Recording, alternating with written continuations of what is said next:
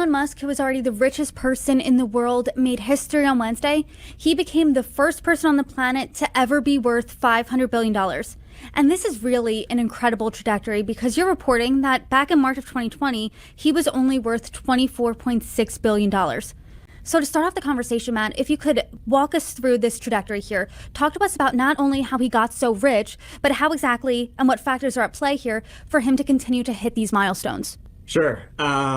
So yeah, this is just sort of the latest in a series of major milestones that Musk has hit over the last half decade or so. Like you mentioned, back in, March of 2020, he was only worth around, $26 billion.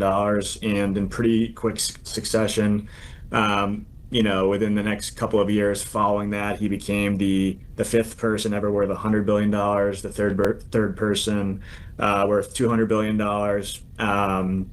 the first person worth $300 billion. And then, back in December, he hit the $400 billion milestone. And so I would say for the first probably three of those milestones hitting, 100, 200, and 300, it was primarily, the soaring price of Tesla that spurred him to those milestones. And, around the same time he hit, $200 billion, he became, the richest person in the world for the first time. And again, that was largely thanks to Tesla.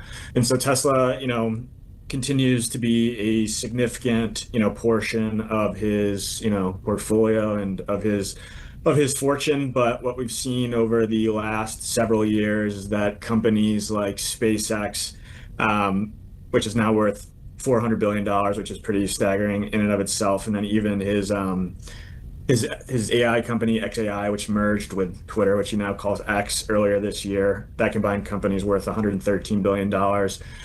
So unlike someone like Larry Ellison, who actually, came pretty close to Musk, within the last month, Oracle, soared and he gained $100 billion in a single day.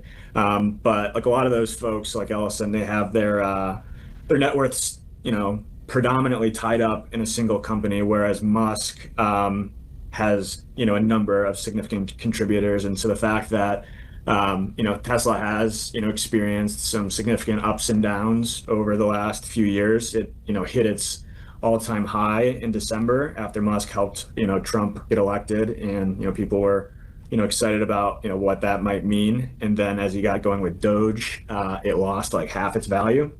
And then since he's left Doge, the stock has nearly doubled and it's almost back to where it was at its December peak. But just to say that, it's helped him with all these ups and downs with Tesla, that, he's got these other businesses like SpaceX and, XAI that have continued to grow in value and, are making up a larger and larger portion of his net worth.